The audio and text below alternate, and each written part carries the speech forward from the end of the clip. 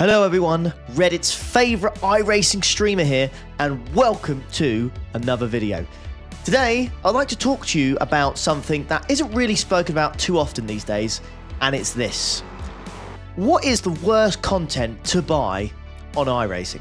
Now, there are many videos on YouTube on how to spend wisely on iRacing, what cars or tracks to buy, but never really videos on purely what to avoid. So for today's video, I'm going to try and give you a list of content that you should simply never buy. Now, of course, though, this is the internet, so I'm sure some of you may disagree with this list, but over the 4 years I have been on this service, I think this list will be pretty hard to argue with in terms of actually what's on the list, the value for money, and what you can actually do with these items once you've actually bought them. So, without further delay, let's take a look at the list. Coming in at number 1 on the list, these aren't in any particular order, by the way, it is the Porsche Mission R. Now, this little beauty was released a few years ago now, but I think you'll find it almost impossible to find anybody who would agree that this piece of content is good value for money. This is iRacing's only fully electric car, and let's hope it stays that way, really, for now anyways.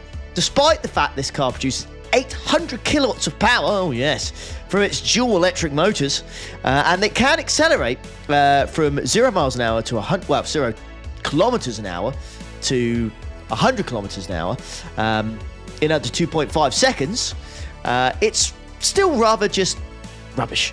Electric vehicles in real life lack any sort of personality, in my opinion, so you can imagine how incredibly difficult it is to try and almost create one, a virtual one, shall we say, for people to love in sim. And sadly, yeah, nobody really loves this thing.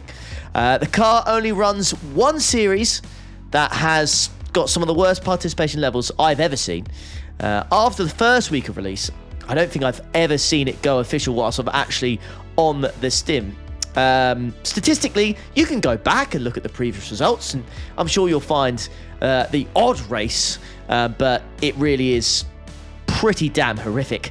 The only time I think I've ever actually seen it was I think a couple of weeks ago, Jimmy did a race on there, and everyone joined up just to race against Jimmy. But apart from that, I've never really seen it go official at all. But yeah, unless people register by accident for some reason. Either way, I would 100% save your money and not buy this. It's rather soulless. It only has one series that never goes official. It's just, you're just burning a hole in your wallet. It's just, there's no point. Just avoid it at all costs.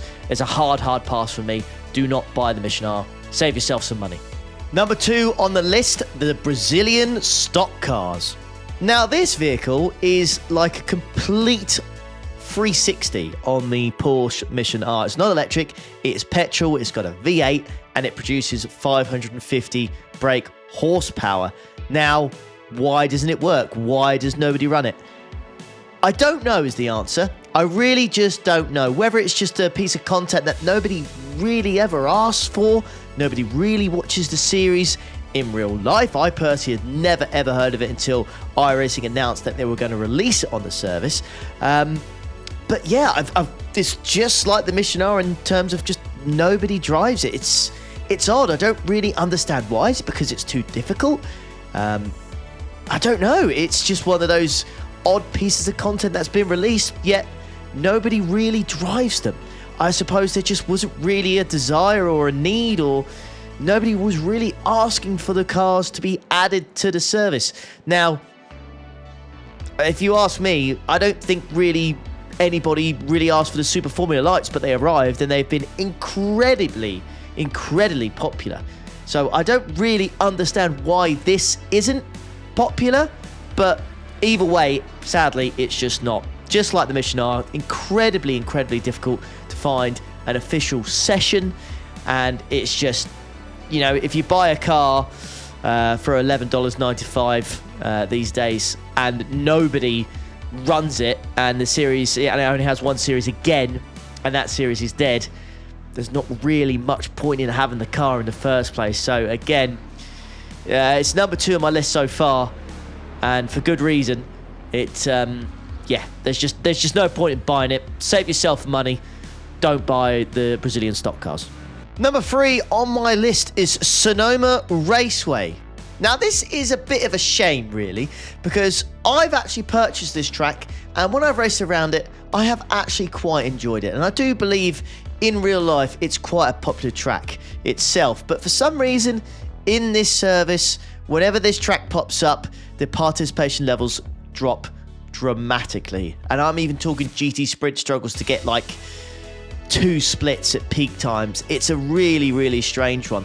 And despite the fact it's got about 6 different configurations, can be used in rallycross as well, still, it's just not very popular at all. It's fun to drive. It's a cool track. I think it's well known. Most people in the world, if you say Sonoma Raceway, I think most people that are fans of racetracks will exactly know what track you're talking about. But for some reason, on this service, it's just not very popular. So for that reason alone, and the fact that the participation levels are so low, if you're looking to save yourself some money, I would certainly avoid this racetrack purely because the participation levels are so low.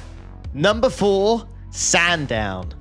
Now, this track, okay, is difficult to drive. It's quite thin. Overtaking opportunities are few and far between. Although it does have quite a quirky personality to it, and it's a little bit different to most tracks. It's just not very popular. Not very popular at all. I know it's very, very popular in Australia. I know it's one of the most loved tracks over there. But strictly speaking about value for money and about iRacing, the service, and about how many people participate in this track and how popular it is and how many series it runs, it's very, very low on the list. Yeah, I don't see it running very often at all. It cost $14.95 to buy, and it's just not very good value for money. You just hardly ever see this place running.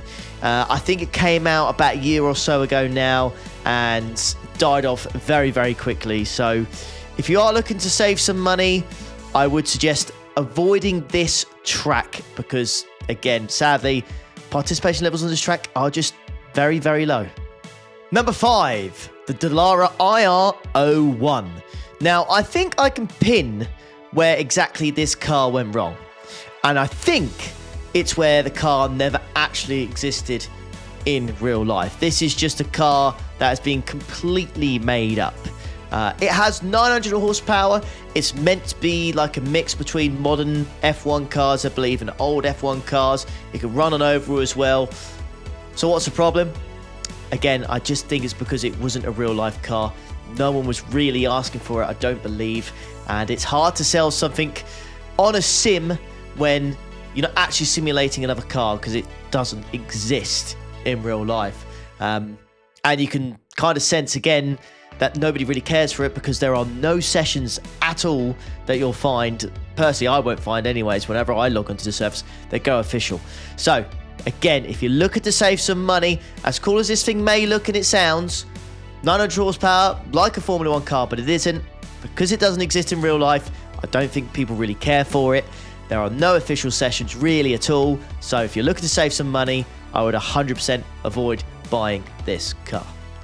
Number 6, the Formula Renault, the 2-litre and the 3.5. Now, this is a strange one indeed because these cars are full price. So they're still $11.95. But there are no official sessions for these. They have been removed, I believe, due to a lack of popularity. And I do believe they said they were going to try and put these back official at some point. But we've not heard anything for quite some time. So I don't really know what the plan is with these two cars. But there is right now absolutely 0 points in buying either of these two cars. The Super Formula Lights are extremely popular right now. So is the F4 cars. Hell, even the old F3s are doing well at the moment. But the Formula Renault 2 and the 3.5 are very, very strange purchases to make right now indeed. In my opinion, they'd be a complete waste of money right now. And if this was in order, these two would be right at the top, I think, because it just doesn't make any sense at all to purchase either one of these cars. I would save your money and go and buy something else that is at least going official and at least people use. And then lastly, quite simply, as cheesy as it sounds, if you still want to buy content that nobody uses, it's absolutely fine. It is okay. Despite of the stuff I've told you in this video and the advice I've given you, if you still want to buy one of those things, it's absolutely fine. It is absolutely fine. So what if you buy the Mission R and nobody runs it officially?